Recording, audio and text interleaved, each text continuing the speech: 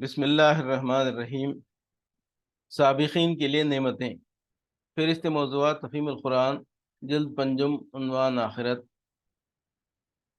صفحہ 278 تا 280، 295، سورہ واقعہ آیات 10 تا 26۔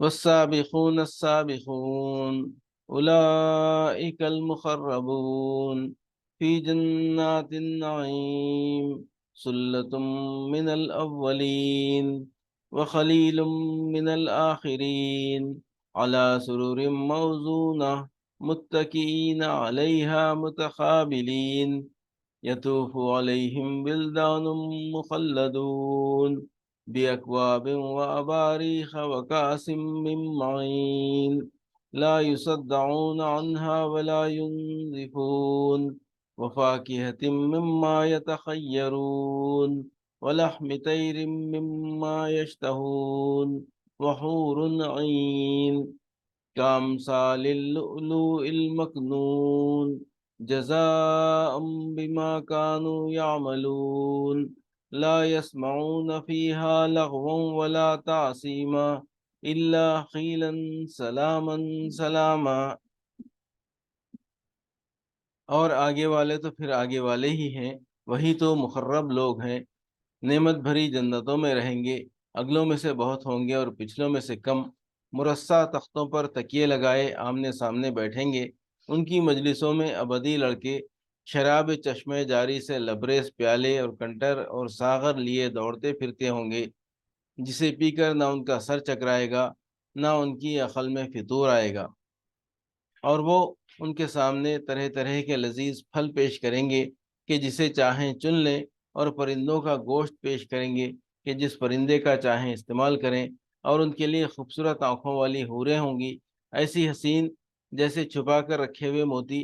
یہ سب کچھ ان اعمال کی جزا کے طور پر انہیں ملے گا جو وہ دنیا میں کرتے رہے تھے، وہاں وہ کوئی بیہودہ کلام یا گناہ کی بات نہ سنیں گے، جو بات بھی ہوگی ٹھیک ٹھیک ہوگی۔ والسابقون السابقون، اور آگے والے تو پھر آگے والے ہی ہیں۔ سابقین، آگے والوں سے مراد وہ لوگ ہیں جو نیکی اور حق پرستی میں سب پر سبقت لے گئے ہوں، بھلائی کے ہر کام میں سب سے آگے ہوں، خدا اور رسول کی پکار پر سب سے پہلے لبیک کہنے والے ہوں، جہاد کا معاملہ ہو یا انفاق فی سبیل اللہ کا، یا خدمت خلق کا، یا دعوت خیر اور تبلیغ حق کا، غرض دنیا میں بھلائی پھیلانے اور برائی مٹانے کے لیے ایثار و قربانی اور محنت و جان فشانی کا جو موقع بھی پیش آئے، اس میں وہی آگے بڑھ کر کام کرنے والے ہوں۔ اس بنا پر آخرت میں بھی سب سے آگے وہی رکھے جائیں گے، گویا وہاں اللہ تعالیٰ کے دربار کا نقشہ یہ ہوگا کہ دائیں بازو میں صالحین، بائیں بازو میں فاسقین، اور سب سے آگے بارگاہ خداوندی کے قریب سابقین۔ حدیث میں حضرت عائشہ رضی اللہ تعالیٰ عنہ کی روایت ہے کہ رسول اللہ صلی اللہ علیہ وسلم نے لوگوں سے پوچھا، جانتے ہو قیامت کے روز کون لوگ سب سے پہلے پہنچ کر اللہ کے سائے میں جگہ پائیں گے؟ لوگوں نے عرض کیا، اللہ اور اللہ کا رسول ہی زیادہ جانتا ہے۔ فرمایا، وہ جن کا حال یہ تھا کہ جب ان کے آگے حق پیش کیا گیا انہوں نے قبول کر لیا، جب ان سے حق مانگا گیا انہوں نے ادا کر دیا، اور دوسروں کے معاملے میں ان کا فیصلہ وہی کچھ تھا جو خود اپنی ذات کے معاملے میں تھا۔ مسند احمد۔ اولئک المقربون، وہی تو مقرب لوگ ہیں، فی جنات النعیم ثلۃ من الاولین وخلیل من الآخرین، نعمت بھری جنتوں میں رہیں گے، اگلوں میں سے بہت ہوں گے اور پچھلوں میں سے کم۔ مفسرین کے درمیان اس امر میں اختلاف ہے کہ اولین اور آخرین یعنی اگلوں اور پچھلوں سے مراد کون ہے۔ ایک گروہ کا خیال ہے کہ آدم علیہ السلام کے وقت سے نبی صلی اللہ علیہ وسلم کی بعثت تک جتنے امتیں گزری ہیں وہ اولین ہیں، اور نبی صلی اللہ علیہ وسلم کی بعثت کے بعد قیامت تک کے لوگ آخرین ہیں۔ اس لحاظ سے آیت کا مطلب یہ ہوگا کہ بعثت محمدی سے پہلے ہزارہ برس کے دوران میں جتنے انسان گزرے ہیں ان کے سابقین کی تعداد زیادہ ہوگی،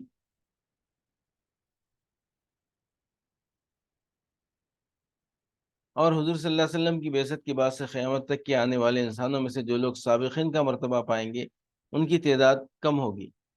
دوسرا گروپ کہتا ہے کہ یہاں اولین و آخرین سے مراد نبی صلی اللہ علیہ وسلم کی امت کے اولین و آخرین ہیں، جن میں سابقین کی تعداد کم ہوگی۔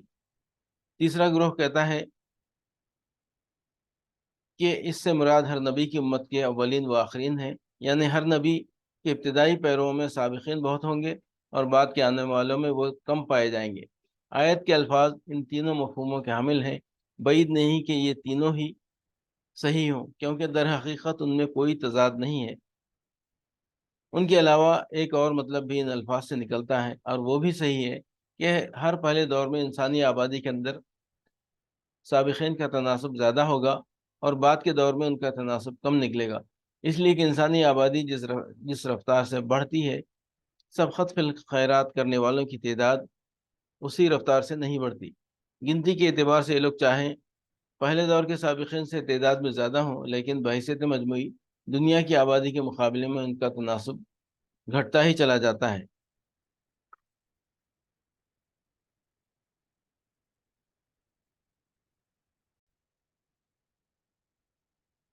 علی سرر موضونہ متکئین علیہا متقابلین یطوف علیہم ولدان مخلدون باکواب واباریخ وکأس من معین لا یصدعون عنہا ولا ینزفون۔ مرصع تختوں پر تکیے لگائے آمنے سامنے بیٹھیں گے، ان کی مجلسوں میں ابدی لڑکے شراب چشمے جاری سے لبریز پیالے اور کنٹر اور ساغر لیے دوڑتے پھرتے ہوں گے، جسے پی کر نہ ان کا سر چکرائے گا نہ ان کی عقل میں فطور آئے گا۔ ابدی لڑکے، اس سے مراد ہیں ایسے لڑکے جو ہمیشہ لڑکے ہی رہیں گے، ان کی عمر ہمیشہ ایک ہی حالت پر ٹھہری رہے گی۔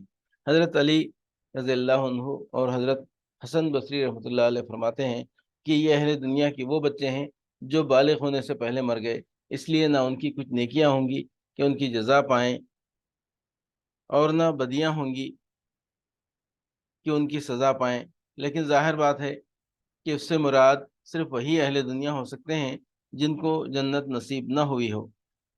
رہے مومنین صالحین تو ان کے بارے میں اللہ تعالیٰ نے خود قرآن میں یہ ضمانت دی ہے کہ ان کی ذریت ان کے ساتھ جنت میں لا ملائی جائے گی۔ اسی کی تائید اس حدیث سے ہوتی ہے جو ابو داؤد، طیالسی، طبرانی اور بزار نے حضرت انس رضی اللہ عنہ اور حضرت سمرہ بن جندب رضی اللہ عنہ سے نقل کی ہے۔ اس میں نبی صلی اللہ علیہ وسلم کا ارشاد ہے کہ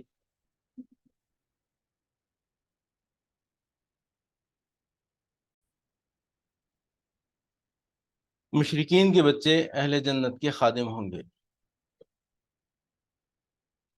وفاکہۃ مما یتخیرون ولحم طیر مما یشتہون،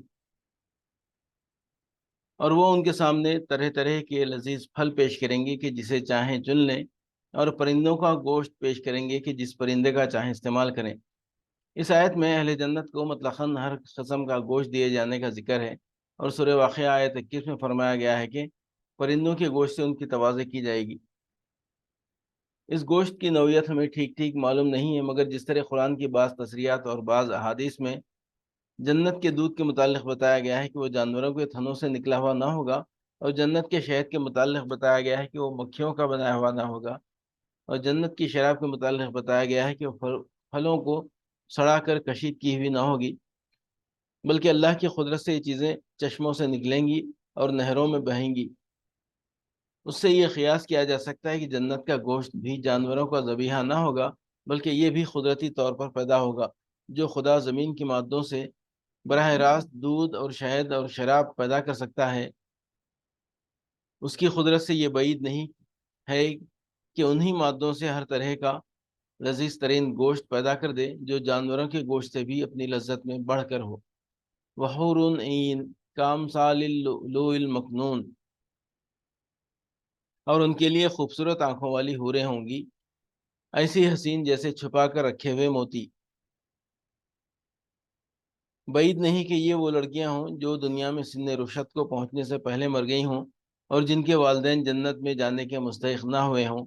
یہ بات اس قیاس کی بنا پر کہی جا سکتی ہے کہ جس طرح ایسے لڑکے اہل جنت کی خدمت کے لیے مقرر کر دیے جائیں گے اور وہ ہمیشہ لڑکے ہی رہیں گے، اسی طرح ایسی لڑکیاں بھی اہل جنت کے لیے حوریں بنا دی جائیں گی اور وہ ہمیشہ نوخیز لڑکیاں ہی رہیں گی۔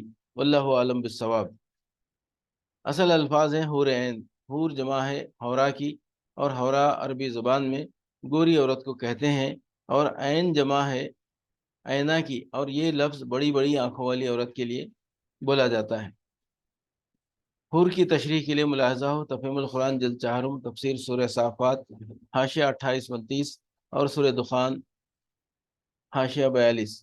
خیموں سے مراد غالباً اس طرح کے خیمے ہیں جیسے عمرہ و روسا کے لیے سیرگاہوں میں لگائے جاتے ہیں۔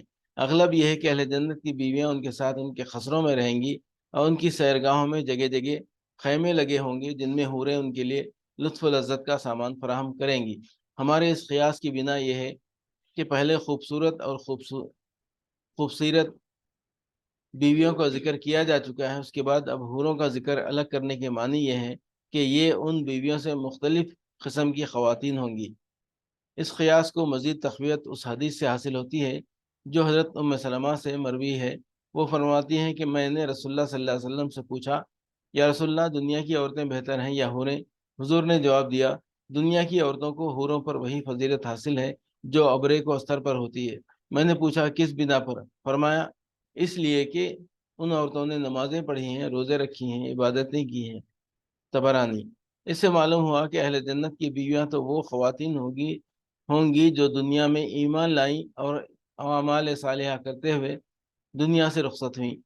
یہ اپنے ایمان و حسن عمل کے نتیجے میں داخل جنت ہوں گی اور بذات خود جنت کی نعمتوں کی مستحق ہوں گی۔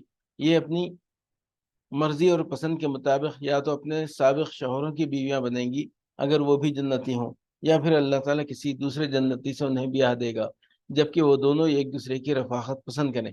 رہیں حوریں تو وہ اپنے کسی حسن عمل کے نتیجے میں خود اپنے استحقاق کی بنا پر جنتی نہیں بنیں گی، بلکہ اللہ تعالیٰ جنت کی دوسری نعمتوں کی طرح انہیں بھی اہل جنت کے لیے ایک نعمت کے طور پر جوان اور حسین و جمیل عورتوں کی شکل دے کر جنتیوں کو عطا کر دے گا تاکہ وہ ان کی صحبت سے لطف اندوز ہوں۔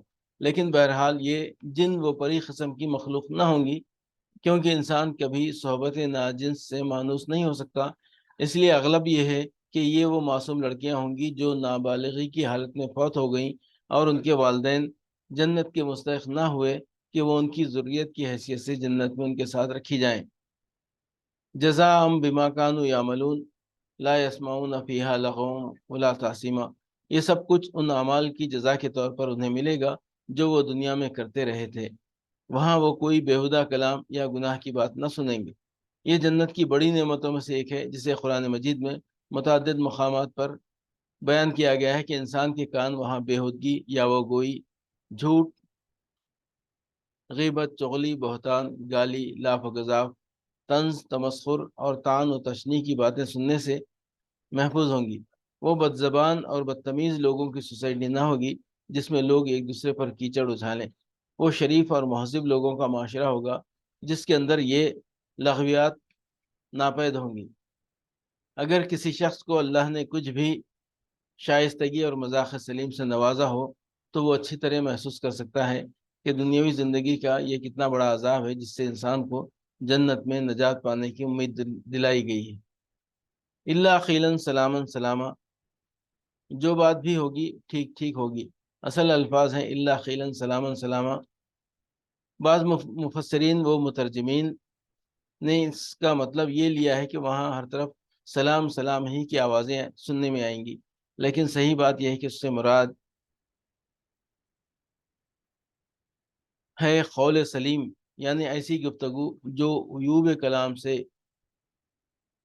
پاک ہو، جس میں وہ خرابیاں نہ ہوں جو پچھلے فقرے میں بیان کی گئی ہیں۔ یہاں سلام کا لفظ قریب قریب اسی مفہوم میں استعمال کیا گیا ہے جس کے لیے انگریزی میں لفظ سین استعمال ہوتا ہے۔ فَأَمَّا إِنْ كَانَ مِنَ الْمُقَرَّبِينَ فَرَوْحٌ وَرَيْحَانٌ وَجَنَّتُ نَعِيمٍ۔ پھر وہ مرنے والا اگر مقربین میں سے ہو تو اس کے لیے راحت اور عمدہ رزق اور نعمت بھری جنت ہے۔